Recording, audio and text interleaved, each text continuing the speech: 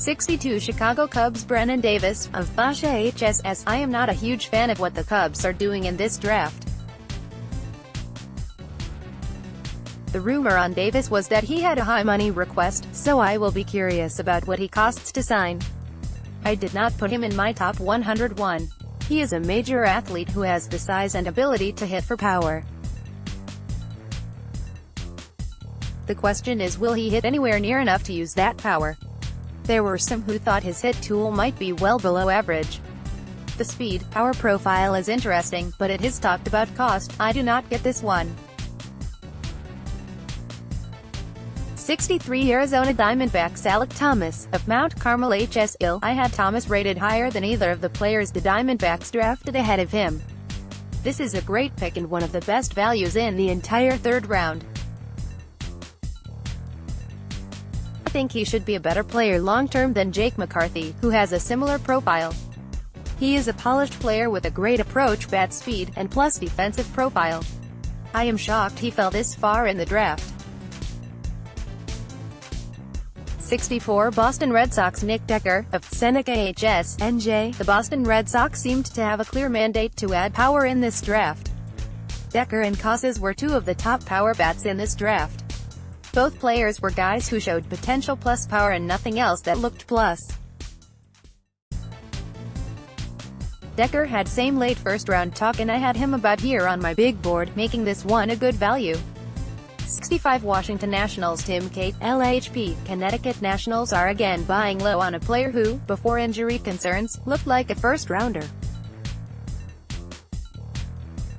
Cate is not the biggest guy in the world, but his curveball is one of the best in the class, which means he should have the floor of a solid, back-end lefty reliever.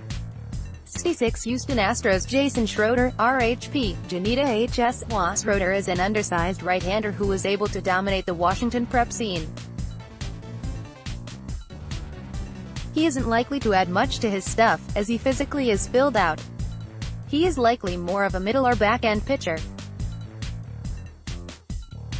He did not make my top 101, as I did not see anything there that made me comfortable projecting him as better than a likely backhand arm. 67 Cleveland Indians Nick Sandlin, RHP, Southern Mississippi. Sandlin has some of the sickest numbers in the country this year. He had a strikeout rate over 12.5, with a walk rate under 1.5. He had a hit rate under 5 this year as well.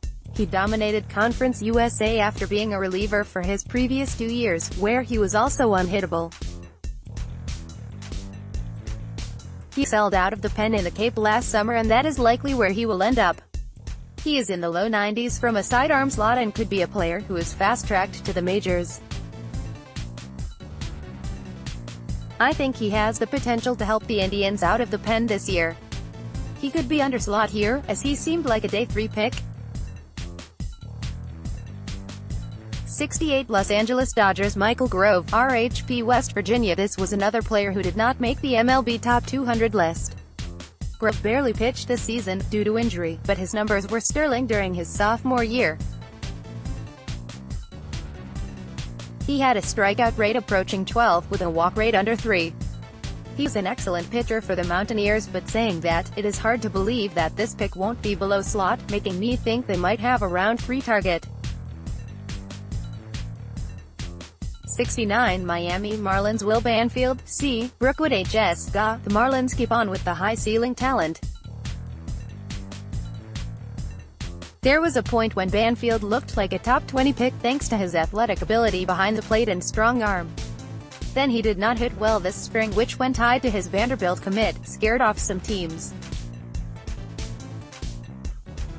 I am not sure the cost, but this is a good value pick for his ceiling. 70 Oakland Athletics Jeremy Ironman, SS, Missouri State. Here was one of my favorite picks in the second round range. Ironman had his share of struggles this year, but at pick 70, he is a steal. His power-speed combo is rare for a potential shortstop and the bat should play if you move him off position. The A's focus in this draft was on athletes and they keep drafting them. 71 Tampa Bay Rays Tanner Dodson, RHP, California. Of course, the Rays take the two-way player with the most debate about his future. Just like they did with McKay a year ago, they plan to let Dodson play both ways. He is nowhere near the hitter or pitcher that McKay is, and frankly, I am not sure he will ever be good enough at either to be more than a fringe major leaguer.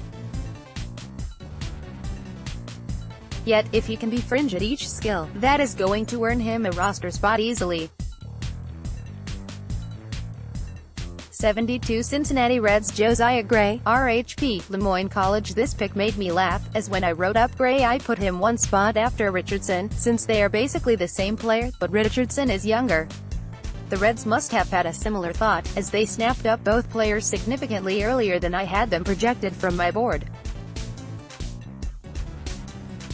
73 Milwaukee Brewers Micah Bello, of Kilo HS. Hi, Bello had a lot of fans late in the process. The Brewers had another recent high pick out of Hawaii, in Cody Medeiros, and while that has not worked out, Bello is a player with a better profile. He is young for this class, not turning 18 until the end of July. His arm and speedy should allow him to play any of the outfield spots, and he is an okay gamble here. Bello was one of my final cuts from my top 101. 74 San Diego Padres Grant Little, of Texas Tech. Little is a player who stood out to me throughout the process. I had him rated among the top 50 players in the class, as his performance combined with his athleticism stood out for me this spring. I had him and Tyler Frank graded about the same, and Frank went nearly 20 picks higher. This pick is up there with Alec Thomas and Jeremy Ireman for the best of round 2. 75 St. Louis Cardinals Luken Baker, 1B, TCU. I mentioned in the mocks that the Cardinals like to draft power, and here is another example. Baker has always had big-time power. He was basically the Tristan Casas of his class. He has yet to unlock it in games. I am not sure if this is a failure in development at college or due to injuries, of which he has had a few. He has shown a plus eye for the zone, so if the power that he has shown can be unlocked in-game, then this could be a steal of a selection. 76 Colorado Rockies Mitchell Kilkenny, RHP, Texas A. He keeps the ball down, and while he is likely just a back-end starter, he should be one who moves rather quickly. He was a reliever his first 2 years of school, before running with a chance to start this year. I was a little lower on him, due to his lower ceiling, but he is just such a good fit that this is a really solid selection. 77 Chicago Cubs Cole Roederer, of Part HS CA. Cole Roederer would not have made my top 5 Coles on this draft, though he ended up being the second Cole off the board. This was another head-scratcher of a selection. He can hit the ball, but he is undersized, older for his class, with a history of injuries. All I can think is this is a pick to save money for Brennan, the earlier pick. 78 Chicago Cubs Paul Richan, RHP, University of San Diego. Richan is a 6 feet 3 inches right-hander who was viewed as more of a 5th or 6th round pick in most places, so, again, one has to wonder if this was a cost-cutting choice. The two stats I look at first for pitchers he did excel in, which was a strikeout rate over 10 and a walk rate of just 1.3. Every year, his walk rate and strikeout rate improve. There is a chance for a back-end arm, but I am concerned that he was very hittable in a lesser conference.